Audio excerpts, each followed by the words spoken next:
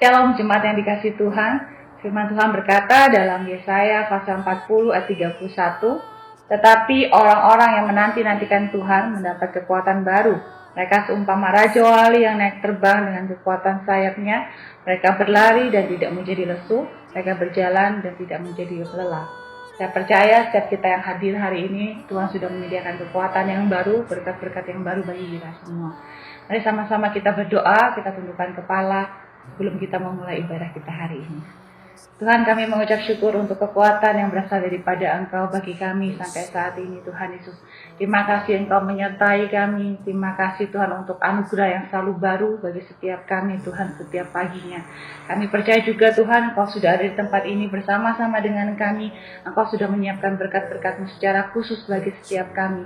Memberikan kepada kami kekuatan, memberikan kepada kami sukacita, memberikan kepada kami damai sejahtera. Kami mengucap syukur Tuhan, dan siang hari ini kami sama-sama Tuhan Yesus rindu memberikan yang terbaik bagi Engkau, dan biar nama-Mu yang dipermuliakan sepanjang ibadah kami siang hari ini. Di dalam nama Tuhan Yesus kami berdoa dan kami mengucap syukur. Haleluya. Amin.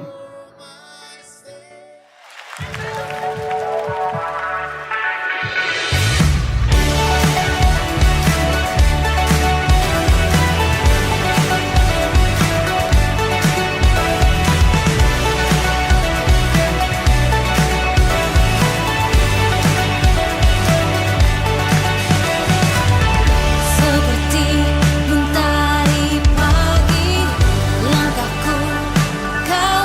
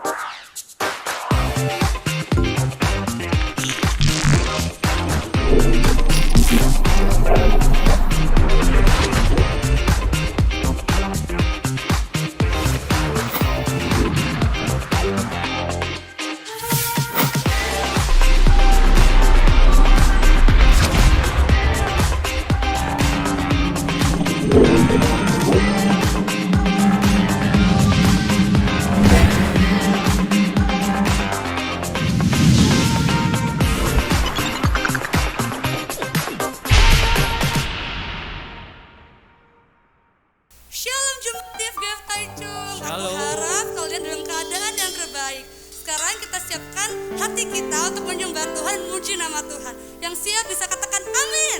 Amin.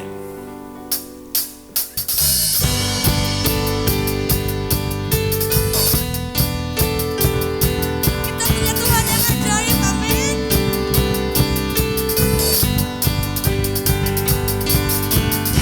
Apa yang kebesaran-Mu dapat terbanding kekuatan-Mu Tuhan, Kau megah bagiku. Seperti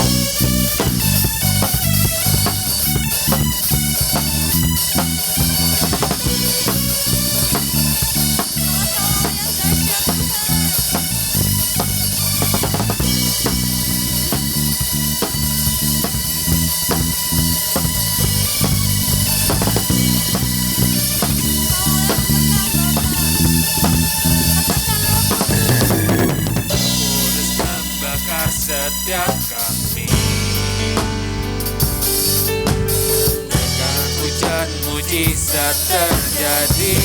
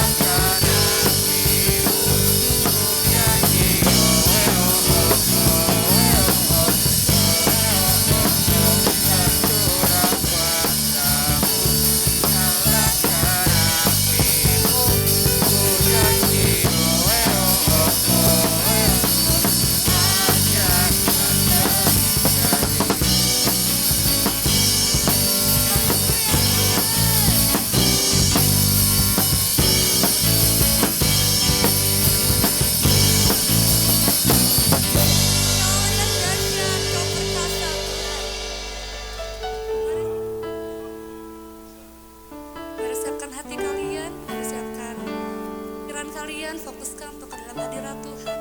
Sama-sama kita masuk lebih dalam lagi dalam hadirat-Nya. Kami bawa penyembahan kami Tuhan, kami bawa ucapan syukur kami Tuhan, karena hanya Kau Tuhan yang layak kami sembah Tuhan. Hanya Kau Tuhan yang layak terima pujian penyembahan bagi Engkau Tuhan.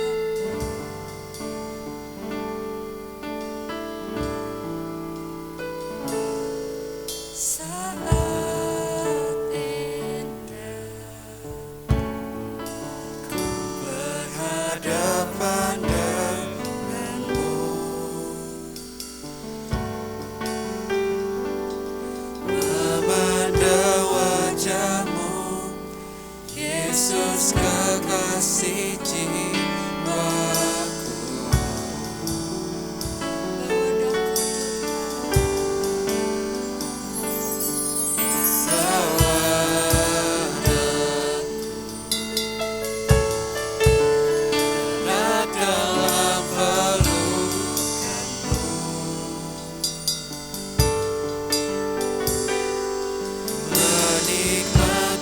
Kasih dan indahnya hadirat-Mu,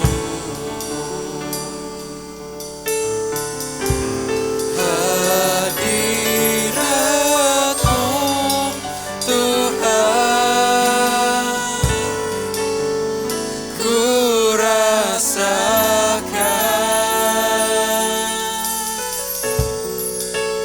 kekudusan-Mu Bapa, penuhiku,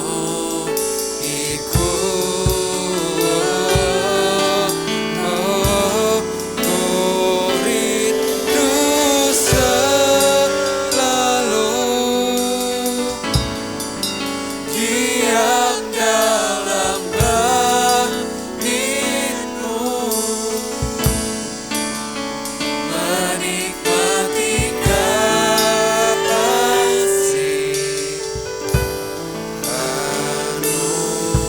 anugerah.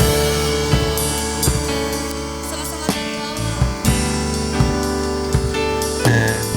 Saat indah ku berhadapan denganmu, memandang wajah-Mu, Yesus kekasih jiwaku.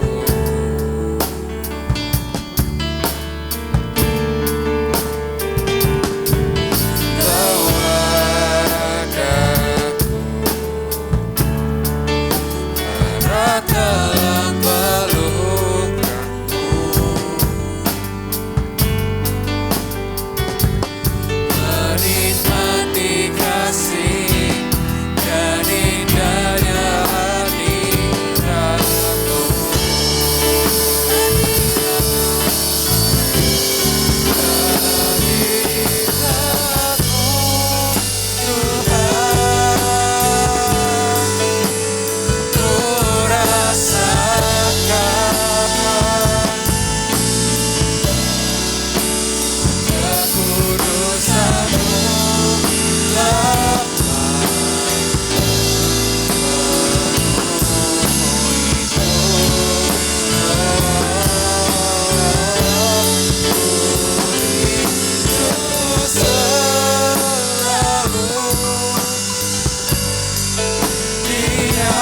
dalam baitmu,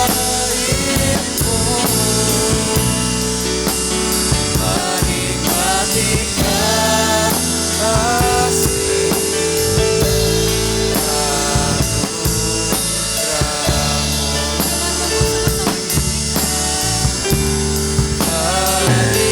hadirat-Mu Tuhan, ku rasa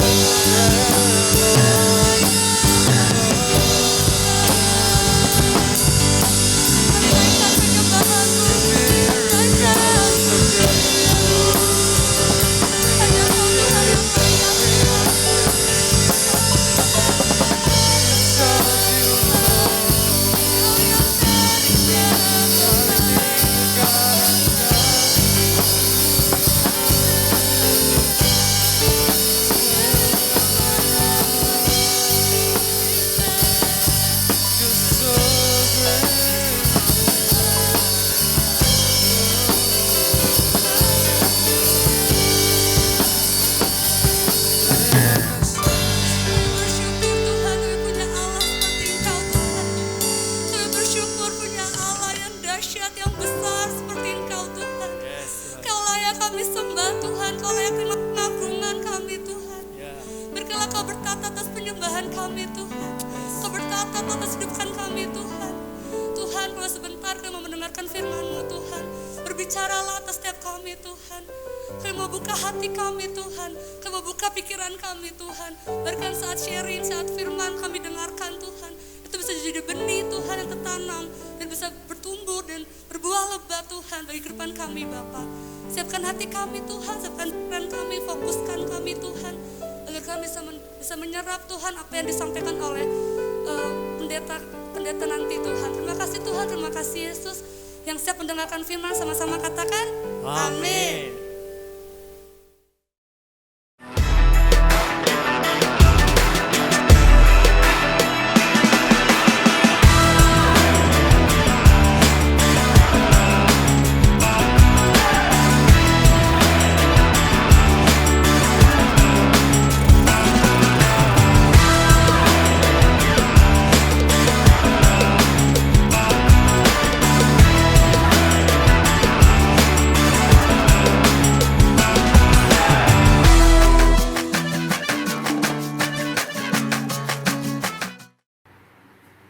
Shalom, semua jemaat Tuhan yang Tuhan kasihi. Selamat pagi, senang kembali berjumpa dengan Bapak Ibu Saudara yang dikasih oleh Tuhan, untuk kita bisa sama-sama belajar kembali firman Tuhan. Dan sebelum kita belajar, sebelum kita kembali membaca dan merenungkan firman-Nya, mari saya ajak kita sama-sama berdoa terlebih dahulu. Bapak, selamat pagi. Kami bersyukur hari ini kami masih dapat diberikan kesempatan untuk datang ke dalam hadirat-Mu. Hadirat-Mu yang akan memberikan kelegaan, kepuasan di dalam hidup kami. Bapak, dan sebentar kalau kami akan kembali juga mendengar firman-Mu, berbicaralah kepada setiap kami Tuhan melalui firman-Mu. Dan biar firman-Mu yang hamba sampaikan tidak kembali dengan sia-sia. Dan firman Tuhan akan tertanam di dalam setiap kehidupan jemaat-Mu yang Kau kasihi. Tertanam, bertumbuh, dan berbuah di dalam nama Yesus. Haleluya. Amin. Setelah siap dengar firman Tuhan, kita akan sama-sama belajar dari kitab Yosua pasalnya yang keempat, saudara, sampai nanti Yosua pasal yang kelima. Jadi pasal yang keempat menceritakan tentang perjalanan bangsa Israel menyeberangi sungai Yordan. Jadi pasal yang keempat Tuhan memberikan arahan, cara-cara atau apa saudara bilangnya, perbuatan-perbuatan apa saja yang harus dilakukan oleh orang Israel untuk menyeberangi sungai Yordan, saudara. Dan kalau saya baca atau berikan sekilas ringkasan daripada ceritanya, Yosua Tuhan pimpin, Tuhan minta untuk memimpin bangsa Israel ini untuk menyeberangi sungai Yordan, menggantikan Musa, saudara. Jadi zamannya sudah beralih, bukan lagi Musa, tapi sekarang Tuhan memilih Yosua untuk memimpin bangsa Israel. Dan waktu bangsa Israel dipimpin oleh Musa, Tuhan mengurapi Yosua, Tuhan mengangkat Yosua, Tuhan memberikan otoritas di dalam kehidupan Yosua, sehingga semua tua-tua atau ya orang tua-tua gitu ya saudara, atau yang dituakan itu mendengar apa yang disampaikan oleh Yosua. Nah saudara, setelah menyeberangi, setelah bangsa ini lewat, saudara, setelah semua penduduk Israel itu menyeberangi sungai Yordan, kembali Tuhan mengembalikan air. Ya, air itu dikembalikan tadi waktu saat imam kepala ya membawa tabut perjanjian Tuhan. Waktu imam itu mulai meletakkan kakinya di tepi sungai Yordan, air itu saudara istilahnya itu apa bilangnya saudara ya, terpencar Jadi saudara terpencar ke kiri dan kanan menjadi satu bendungan dikatakan, dan saudara orang Israel itu bisa berjalan di sungai yang kering, saudara. Dan setelah semua penduduk Israel ini lewat, saudara, apa yang terjadi? Ya, imam-imam ini, saudara, yang membawa tabut perjanjian Tuhan meninggalkan dari tengah sungai Yordan. Apa yang terjadi? Akhirnya balik kembali dan memusnahkan musuh-musuh orang Israel. Dikatakan ada Bani Kehat, dikatakan ada orang Het, orang Kanahan, orang Hewi, orang Yeris, orang Girgasi, orang Amori, orang Yebus. Itu di ayatnya yang ke-10 dari pasal yang ketiga, saudara. Jadi pasal yang ketiga itu orang Israel menyeberangi sungai Yordan. Nah, setelah menyeberangi sungai Yordan, di pasal yang keempat, ini saya menyampaikan firman Tuhan tentang judulnya adalah monumen. Ya, monumen. Jadi saudara bisa catat khotbah saya, temanya ya adalah monumen. Siapa yang tahu monumen? Di Indonesia ada berapa monumen gitu ya. Yang terkenal di Jakarta adalah monumen Monas.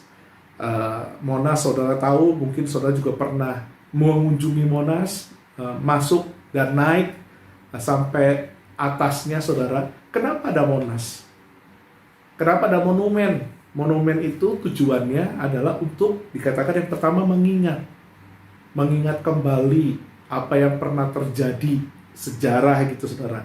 Yang kedua mengenang. Ya, dengan adanya Monas kita mengenang bahwa ada orang-orang yang Tuhan pakai untuk memberikan kemerdekaan bagi bangsa kita. Nah, yang ketiga melestarikan, saudara. Jadi melestarikan artinya sampai anak cucu kita tahu nanti bahwa monumen Monas ini dibangun atas dasar ya Soekarno Hatta, bapak kita, bapak presiden yang pertama Soekarno Hatta ini mendirikan monumen Monas karena untuk menyatakan bahwa Indonesia telah bebas dari penjajahan Belanda dan Jepang pada waktu itu. Makanya didirikanlah Monumen Nasional Monas, saudara. Sehingga orang-orang tahu, dunia tahu bahwa saat itu Indonesia berdaulat, saudara. Jadi tujuan monumen adalah untuk apa, saudara? Mengingatkan kita, mengenang kembali masa-masa perjuangan, masa-masa pada saat itu. Dan yang ketiga, melestarikan, saudara. Nah, kita belajar dari apa yang disampaikan oleh Tuhan melalui Tuhan kepada bangsa Israel lewat seorang nabinya, yaitu Joshua. Di pasal yang keempat, firman Tuhan katakan, saya akan bacakan dari ayat yang pertama, Joshua 4, ayat yang pertama, judulnya ke-12, batu peringatan. Setelah seluruh bangsa ini selesai menyeberang sungai Yordan, berfirmanlah Tuhan kepada Joshua demikian, pilihlah dari bangsa ini 12 orang, seorang dari tiap-tiap suku, dan perintahkanlah kepada mereka demikian, angkatlah 12 batu dari sini, dari tengah-tengah sungai Yordan ini, dan di tempat berjejak kaki para imam ini, bawalah semuanya itu ke seberang dan letakkanlah ke tempat kamu akan bermalam nanti. Jadi Tuhan perintahkan dari tengah-tengah sungai Yordan, ambil batunya, bawa ke di tepi sungai yang bangsa Israel yang pada saat itu akan bermalam. Jadi waktu bermalam, tempat bermalam itu ditaruhlah batu-batu itu, saudara.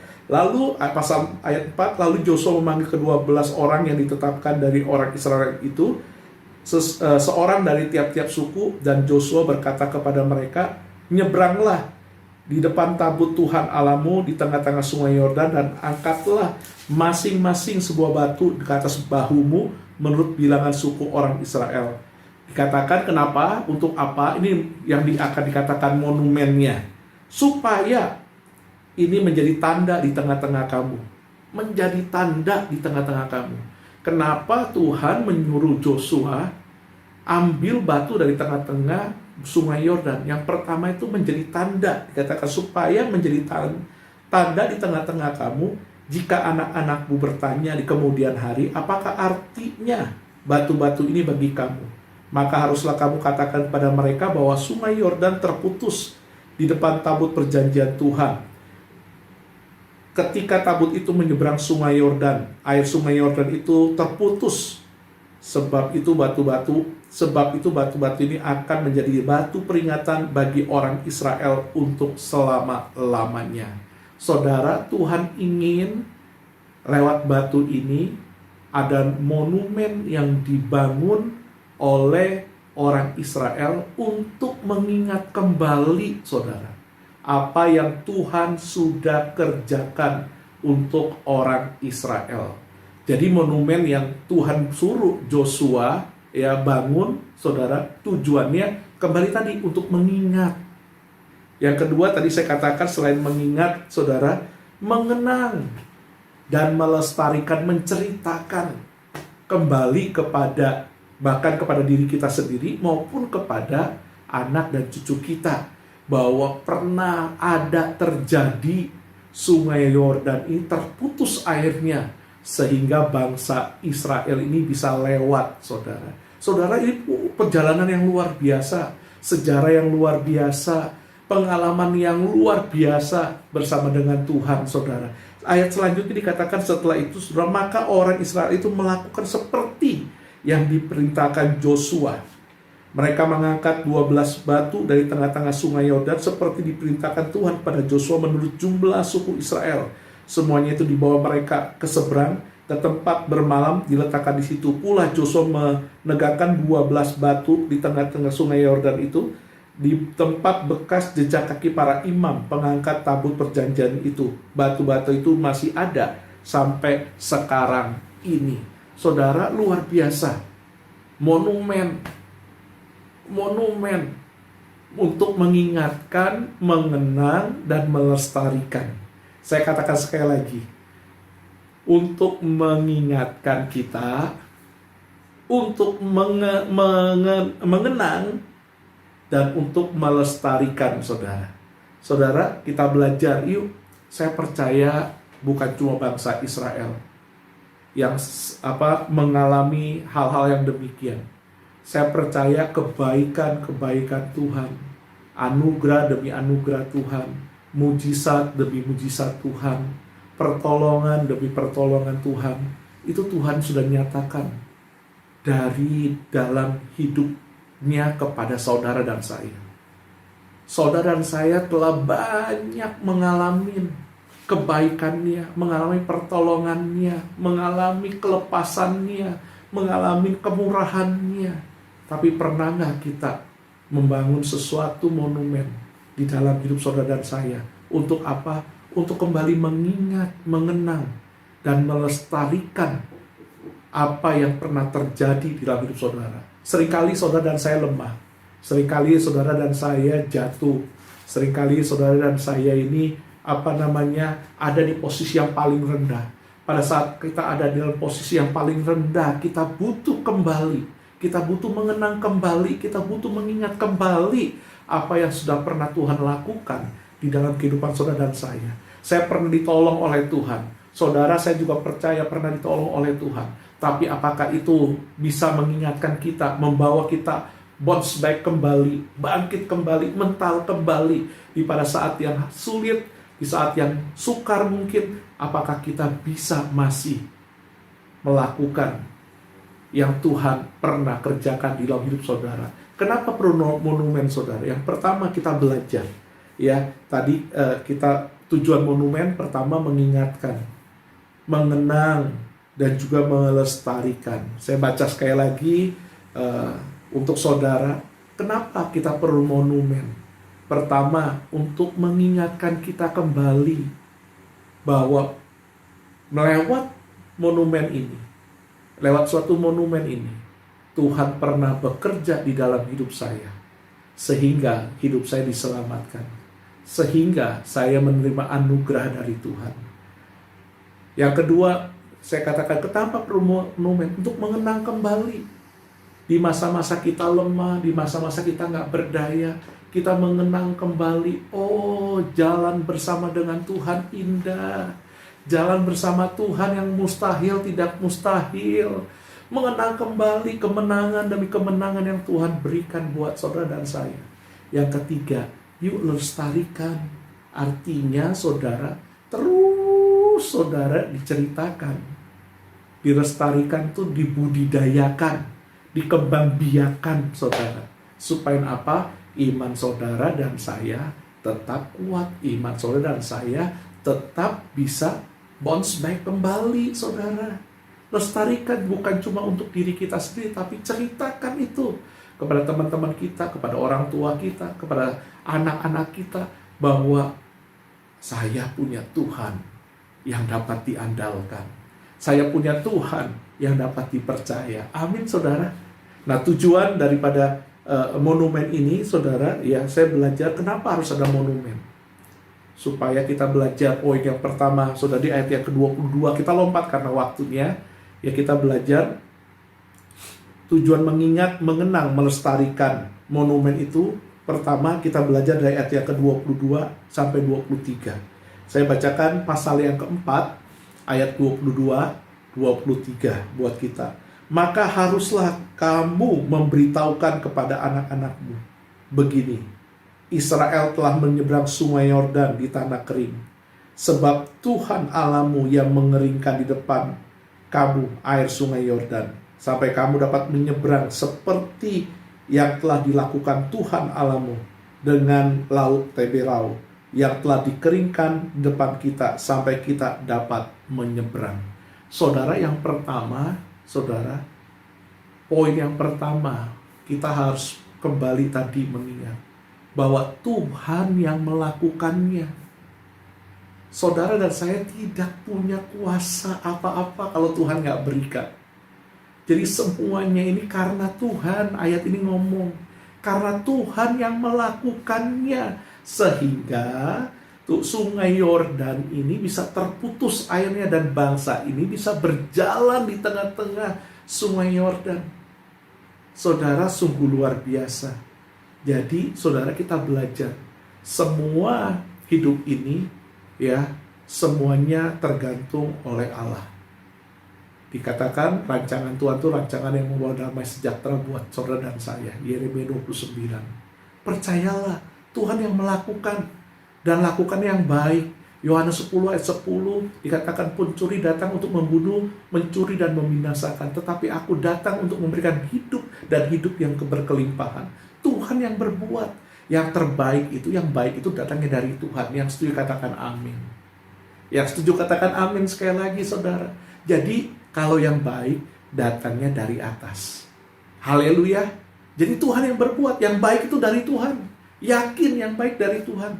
Katakan dalam imanmu, hatimu, yang baik itu dari Tuhan. Tuhan yang melakukan, Tuhan yang menolong, Tuhan yang mengerjakan di dalam hidup saudara dan saya.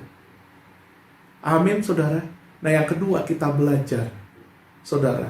Yang kedua di ayat yang ke-24, saudara, dari pasal yang keempat, kita belajar. Yang pertama, Tuhan yang melakukan, ya, segala sesuatu yang terjadi dalam kehidupan saudara dan saya.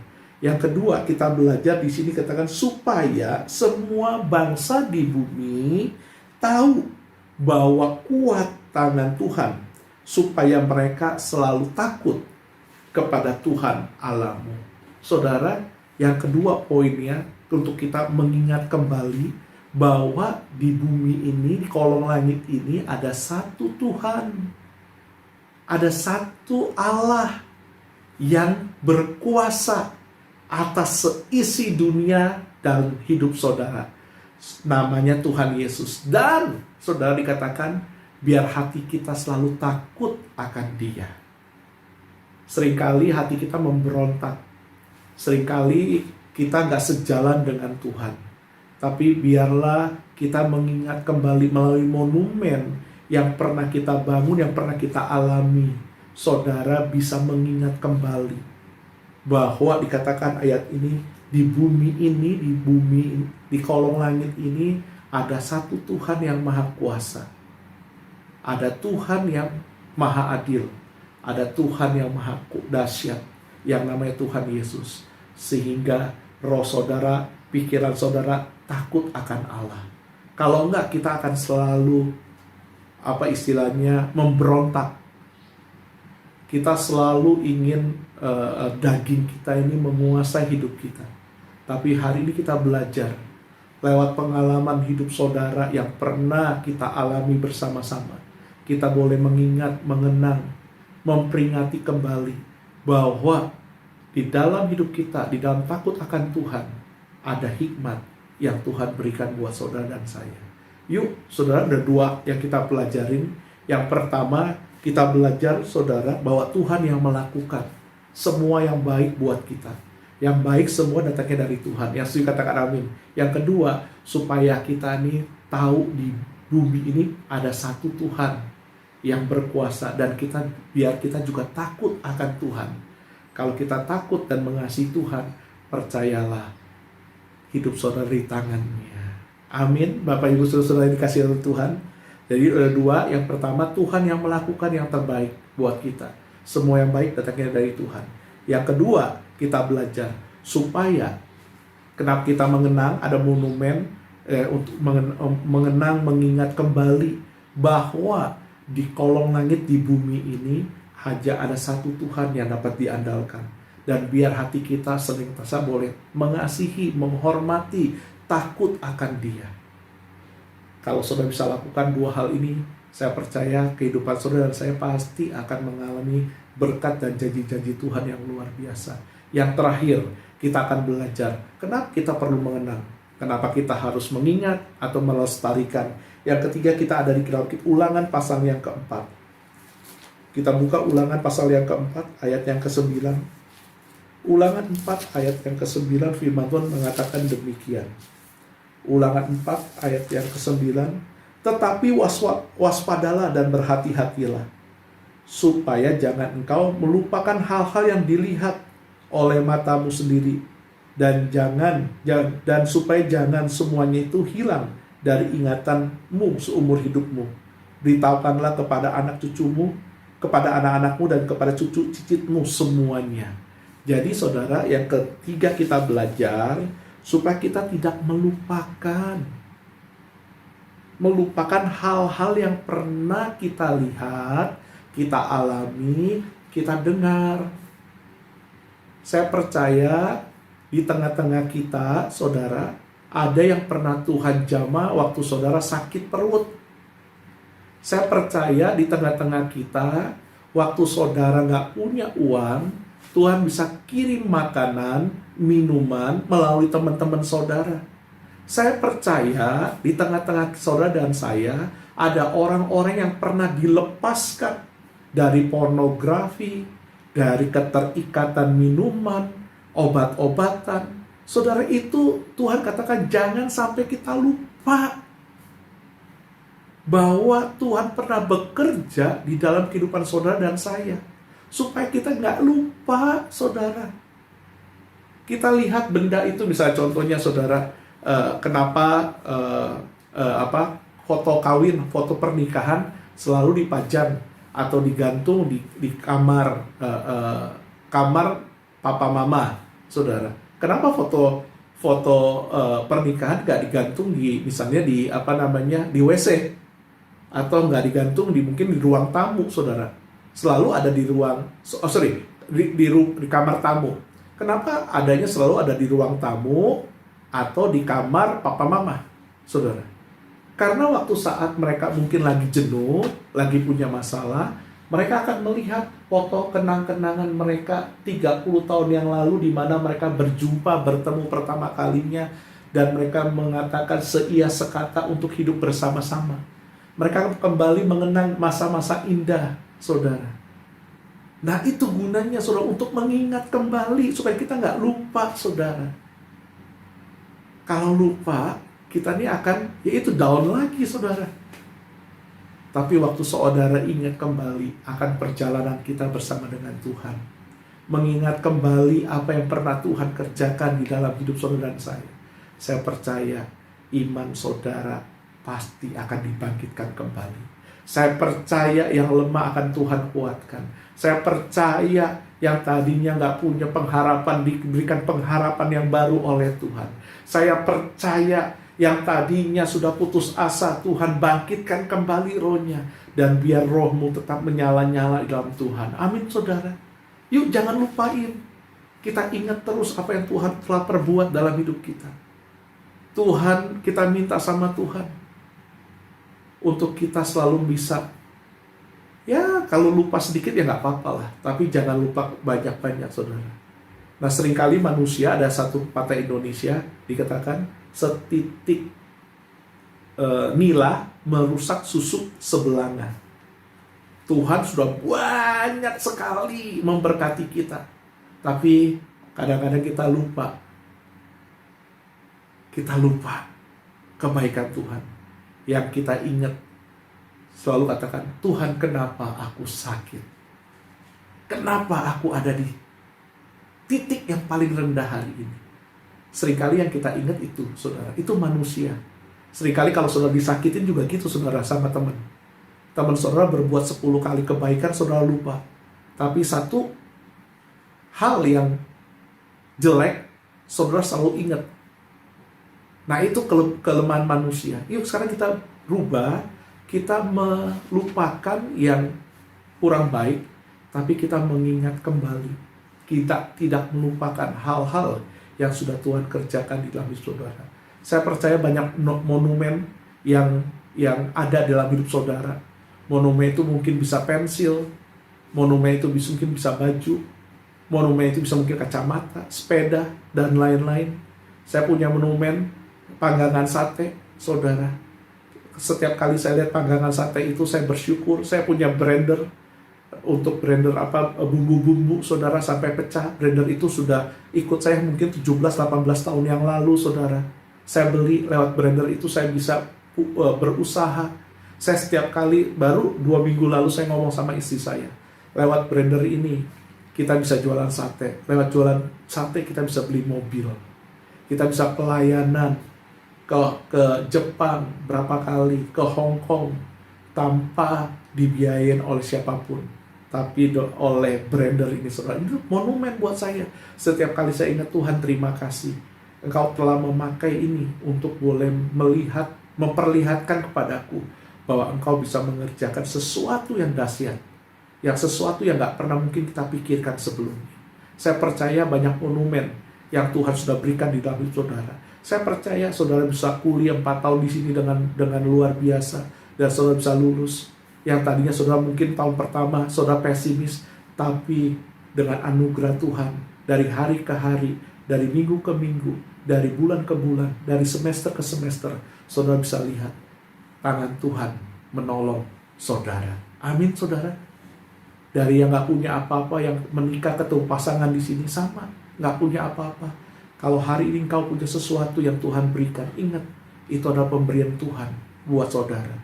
Kalau Tuhan sudah bekerja dulu buat kita, Dia gak akan pernah berhenti. Dia akan bekerja lebih dahsyat lagi buat kita. Amin, saudara.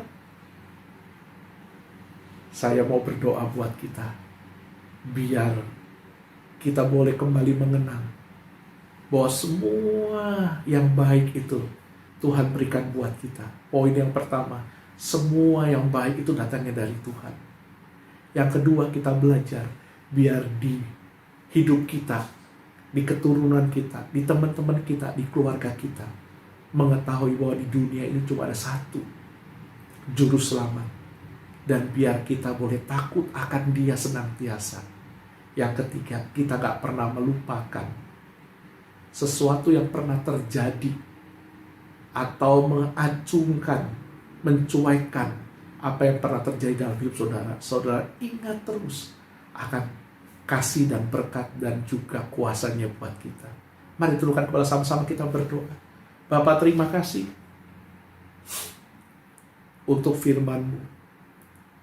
Hamba berdoa, ya Tuhan, biar melalui firman ini ada monumen-monumen yang pernah kami pakai untuk sesuatu hal di dalam hidup kami. Biar monumen itu mengingatkan kembali,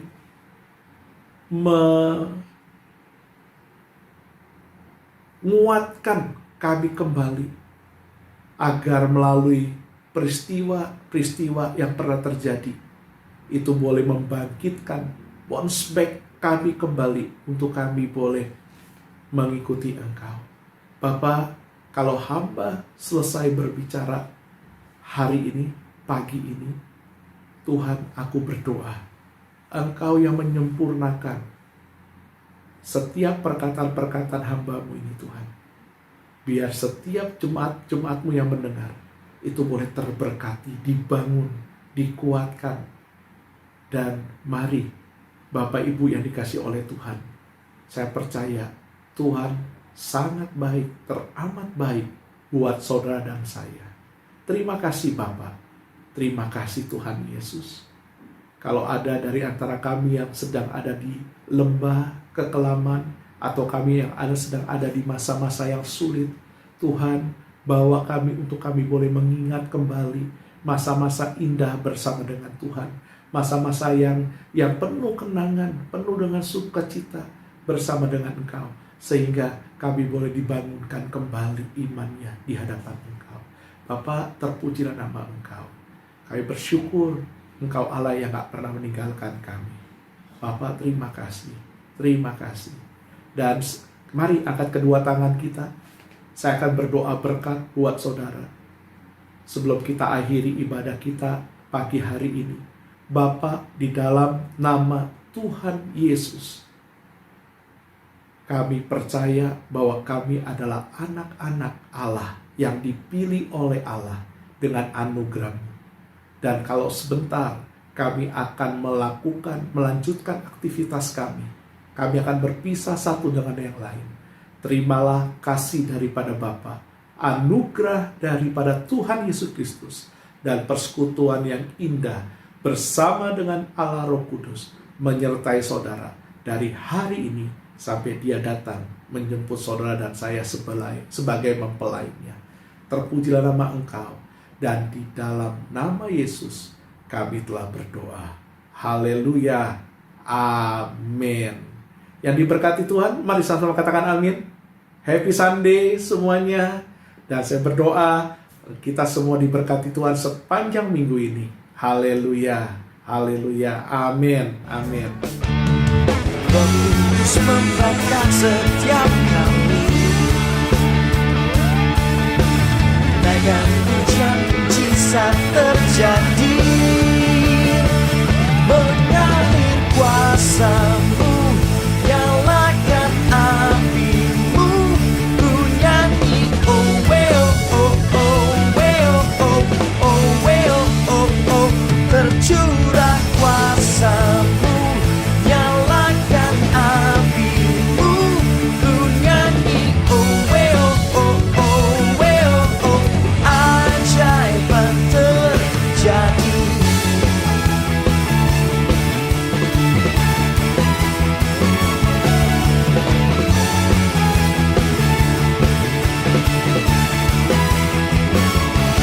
Langkah takkan berhenti, berlari sampai akhir. Serukan tinggi namanya, serukan aja namanya. Roh Kudus membakar